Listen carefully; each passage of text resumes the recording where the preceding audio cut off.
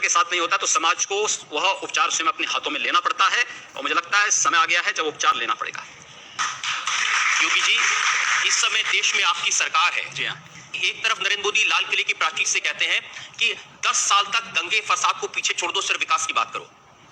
इस देश के अंदर एक भी दंगा हिंदुओं की ओर से नहीं हुआ है। देश के दंगों के इतिहास को आप देखेंगे, मैं आपको बताऊं, पूरे देश के अंदर दंगे कहां होते हैं? 3 श्रेणियां उसकी हैं। 10 से 20% की आबादी, 20 से 35% की आबादी और 35 से ऊपर की आबादी। 10 से 20 की आबादी जो है, यहाँ पे चुटपुट सांप्रदायिक झड़पें होती हैं, जहां पर मुस्लिम आबादी 10 से 20% के बीच में है। 20 से 35% की आबादी जहां भीषण दंगे होते हैं, और 35 से ऊपर की आबादी जहां गैर मुस्लिम के लिए कोई जगह नहीं। ये केवल भारत की बात नहीं कर रहा हूं, पूरी दुनिया की मैं बात कर रहा हूं। पूरी दुनिया के अंदर ये सच्चाई है। कि आपकी थ्योरी हो सकती है, मेरी थ्योरी नहीं, जो सच्चाई है। दूसरा, ये एक भी दंगे की उत्तर प्रदेश में 2.5 वर्ष के दौरान 430 से अधिक सांप्रदायिक हिंसक झड़पें और दंगे हुए हैं। एक भी दंगे की शुरुआत हिंदुओं की ओर से नहीं हुई। एक भी दंगा शुरू करने वाला ना हिंदू होता है ना मुसलमान। कैसी बात कर रहे हैं आप?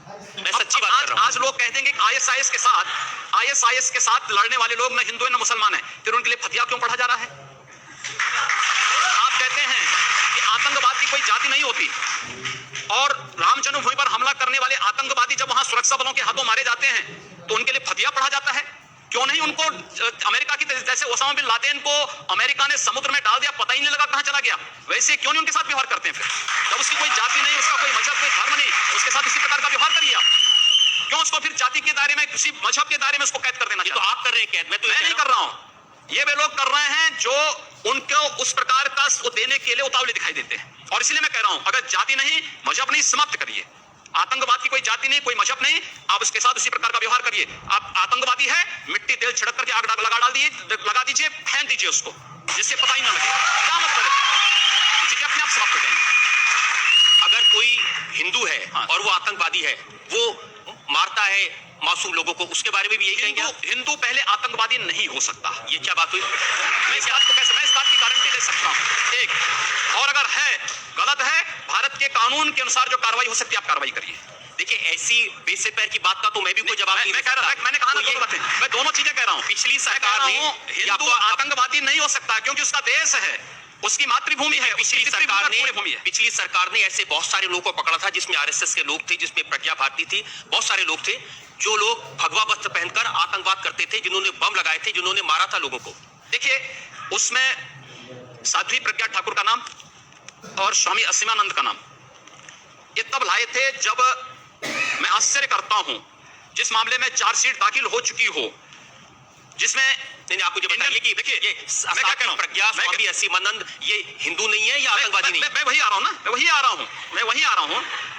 आ रहा हूं, जिसमें इंडियन मुजाहिदीन के आतंकवादी पहले बंद थे, 3 सालों तक वे बंद रहते हैं, और अचानक सरकार परिवर्तन होती है, चार्जशीट वापस लेकर के, और फिर प्रज्ञा ठाकुर को और उसके बाद असीमानंद को उसमें जेल के अंदर बंद कर दिया जाता है। ये क्या तरीका है? अगर आपका कार्य करने का तरीका केवल इस आधार पर है, इस देश के अंदर वे लोग भी प्रधानमंत्री थे जो कहते थे कि इस देश के संसाधनों पर मुसलमानों का अधिकार है, क्या इस देश का हिंदू यहां पर झक मारेगा? क्या तरीका है? इस देश का प्रधानमंत्री सांप्रदायिक आधार पर विभाजित कर रहा है। हमने तो नहीं बांटा सांप्रदायिक आधार पर। सांप्रदायिक आधार पर आप घोषणा करते हैं कि इस देश में कब्रिस्तान के लिए आप बजट का प्रावधान करते हैं। उत्तर प्रदेश में लोग बिजली के लिए मर रहे हैं, सड़कें खराब हैं, बुनियादी सुविधाओं के अभाव में, स्वास्थ्य सुविधा के अभाव में लोग मर रहे हैं, लेकिन वहां पर उनके लिए वो सुविधाएं नहीं, लेकिन कब्रिस्तान के लिए 300 करोड़ रुपए हर साल आवंटित हो जाएंगे। क्या तरीका है? अब हम लोग नहीं आवंटित। अच्छा, आप बताइए क्या तरीका है? आपकी सरकार है, अब आप सिर्फ हिंदुओं की भलाई करेंगे? नहीं, मैं कह रहा हूं, हम जाति, मजहब या धर्म के आधार पर भेदभाव किसी का नहीं करेंगे, लेकिन तुष्टीकरण भी किसी का नहीं करेंगे।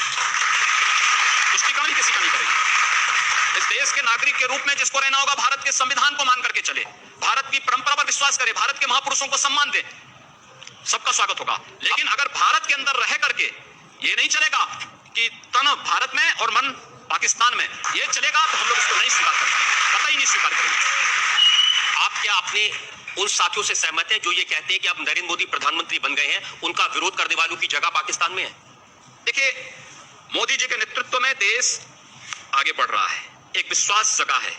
10 वर्ष के बाद देश की जनता को विश्वास हुआ है कि यहाँ देश के अंदर कोई प्रधानमंत्री है। 10 वर्ष के अंदर देश के अंदर 10 वर्ष के बाद पहली बार एक आभास हो रहा है, देश में आंतरिक सुरक्षा सुदृढ़ हुई है, देश विकास के पथ पर अग्रसर हो रहा है। हम चाहते हैं सब लोग इसको फॉलो करें, इस दिशा में आगे बढ़ें। इसको आपकी बात को फॉलो करें या नरेंद्र मोदी की बात को फॉलो करें? मोदी जी के उस अभियान को आगे बढ़ाएं जो विकास की मोदी जी कहते हैं सबका विकास सबका साथ, सबका विकास। आप कहते हैं एक मारोगे मैं 10 मारूंगा। मैंने कहा है अगर एक को मारोगे तो फिर भाई उसका तो ये होगा ही, अगर आप मारेंगे तो ये उम्मीद मत करिए कि आप सुरक्षित रहेंगे। आप इसलिए किसी को मारिए मत, शांति से विकास पर ध्यान दीजिए। आपकी सरकार है, सरकार को कानून का काम करने दीजिए। अब तो कम से कम हम कानून की बात कर रहे हैं ना, हमारी जो भी बातें कंडीशनल हैं। अगर आप शांति से रहेंगे तो हम भी शांति से रहेंगे, आप विकास पर ध्यान देंगे तो हम तो विकास में आपको और सपोर्ट करने वाले हैं। हमारे यहाँ भारत के अंदर मैं तो आप चाहता हूं सिर्फ आप जनता से आज इतना वादा कर दें कि आप इस तरह के भड़काने वाले बयान नहीं देंगे, आप आग लगाने का काम नहीं करेंगे और वाकई में सबको साथ लेके चलेंगे। जो अगर बशर्ते अगला पक्ष शांति से रहेगा तो मुझे प्रसन्नता होगी उसके विकास करने में योगदान देने। और अगर अगला पक्ष शांति से नहीं रहेगा तो क्या करेंगे? अगर शांति से नहीं रहेगा तो उसको शांति से रहना सिखाएंगे। बंदूक के दम पर, मार के दम पर। जो जिस भाषा को समझेगा उस भाषा से समझाएंगे। और अगर दूसरे लोगों ने भी इसी तरह की भाषा का इस्तेमाल किया तब क्या करेंगे आप? मैंने कहा ना, जो जिस भाषा को समझेगा उस भाषा में जवाब देंगे। आपको भी तो कोई जवाब दे सकता है। दे रहे हैं, जवाब दे रहे हैं, हम उसका जवाब देते हैं। जो जैसा जवाब देता है उसको उसी जवाब मिलता है। मैं उम्मीद करूं कि जैसा आप जवाब दे रहे हैं ऐसा आपको भी कोई जवाब देने वाला मिले। जवाब देने वाले जवाब दे रहे हैं, हम उसका प्रत्युत्तर उसी रूप में दे भी रहे हैं। चलिए मैं एक और ब्रेक पे रुकता हूं और इल्जामात और सवालात का एक और दौर योगी आदित्यनाथ पर जनता का मुकदमा। हुमायूं से इस देश का संबंध क्या? इस देश का संबंध हनुमान जी से है, हुमायूं से नहीं। इस देश का संबंध अली से नहीं, आर्य से है, इसलिए आर्यनगर उसका नाम रखा गया है। आपकी अदालत में आज हम मुकदमा चला रहे हैं योगी आदित्यनाथ पर। आपकी अदालत में अगला है। आपकी अदालत में योगी आदित्यनाथ पर आरोप है कि ये सन्यासी कम, राजनेता ज्यादा हैं। अब योगी जी, आप गोरखनाथ मंदिर के महत्व में बहुत प्रतिष्ठा है गोरखनाथ की, और वहां से जो आपको ताकत मिलती है उसका इस्तेमाल करके आप लोकसभा में चुनाव जीतते हैं। कई साल से जीते जा रहे हैं आप लगातार। इस देश के अंदर बहुत सारे सन्यासी होंगे, बहुत सारे लोग राजनीति में आए होंगे और कुछ समय के बाद फिर वापस चले गए होंगे। अगर हम लोग हैं तो जनता के लिए कुछ करके, जनता के बीच में संवाद स्थापित करके राजनीति में भी अपनी उपस्थिति दर्ज किए होंगे। आप अकेले ऐसे हैं जो 5 बार लगातार चुनाव जीत चुके हैं, दूसरा कोई साधु इतने चुनाव नहीं जीत पाया। मेरे गुरुजी भी 4 बार गोरखपुर से सांसद रहे हैं। इसके अलावा एक सन्यासी का मतलब किसी गुफा में बैठ करके मंत्र जप करने से मात्र नहीं है। मुझे लगता है, मैं उत्तर प्रदेश में हूं तो उत्तर प्रदेश की समाजवादी पार्टी सरकार के जो आदर्श हैं डॉक्टर लोहिया, यद्यपि डॉक्टर लोहिया के उस पर ये लोग एक भी कदम नहीं चलते हैं, अगर चले होते तो उत्तर प्रदेश के अंदर ये जंगलराज और अराजकता नहीं होती। डॉक्टर लोहिया ने एक बात कही थी, बहुत अच्छी बात उन्होंने कही थी कि राजनीति एक अल्पकालिक धर्म है और धर्म एक दीर्घकालीन राजनीति, और मैं उन्हीं बातों का अनुसरण कर रहा हूं। देखिए, जब मैं इतिहास देख रहा था नाथ संप्रदाय का जिसको आप चलाते हैं, 1921 में इसमें मुसलमान योगी थे जिनकी संख्या 31,158 थी। अभी भी है। अब कहाँ है? तो कोई अभी भी है। अभी मैं कह रहा हूं, मैं इसीलिए तो बोल रहा हूं कि एक के बदले 100 बनाएंगे। तो वही मेरा इस अभियान का हिस्सा है कि मुस्लिम भी हमारे यहाँ संप्रदाय, आज भी बहुत सारे हमारे यहाँ सन्यासी हैं, मुस्लिम भी आ सकते हैं। तो अगर कोई आना चाहेगा तो मैं उसको दीक्षित करूंगा। हमारे यहाँ आपकी बातें सुन के कौन आएगा? नहीं, आते हैं, मैं कहता हूँ आते हैं, बहुत सारे लोग हैं जो आते हैं, हम उनको दीक्षित करते हैं और उनको इस परंपरा के साथ आगे बढ़ाते हैं। परंपरा क्या है आपकी, उसकी उदाहरण बताता हूँ। मुझे पता चला कि गोरखपुर में जो मियाँ बाजार है उसका नाम आप बदल के माया बाजार है। उसका नाम माया बाजार ही है, मियाँ बाजार बाद में हुआ है, पहले माया बाजार ही था। अलीनगर का नाम आर्यनगर है जी, और हुमायूं बाजार का नाम नहीं, उर्दू बाजार का नाम हिंदी बाजार है, हुमायूंपुर का नाम हनुमानपुर है। ये सब नाम बदल दिए गए। आखिर हुमायूं से इस देश का संबंध क्या? इस देश का संबंध हनुमान जी से है, हुमायूं से नहीं। इस देश का संबंध अली से नहीं, आर्य से है, इसलिए आर्यनगर उसका नाम रखा गया है। लोग स्वीकार कर रहे हैं, सबने लगा। ये अच्छी बात है कि जिस संप्रदाय में बड़ी भारी संख्या में मुसलमान होते थे उनको आपने साफ कर दिया। हमने साफ नहीं किया है, मैं आज भी उनके लिए द्वार खोला हूं। अगर मैं कहता हूं कि एक के बदले 100 को मैं स्वीकार करने को तैयार हूं, आप एक को लेके जाइए, आप बदले में 100 एक के बदले 100 को स्वीकार की बात नहीं कर रहे, कह रहा एक के बदले 100 को मारने की बात नहीं कर रहा हूं। मैं अपनाने की तैयारी कर रहा हूं। देखिए, आप बाजारों के नाम बदल दें, उर्दू बाजार का नाम बदल दें, आप मियाँ बाजार का नाम बदल दें, आप हुमायूं का नाम बदल दें और फिर कहें कि मुसलमानों का स्वागत है। हम कह रहे हैं उनकी सुरक्षा की।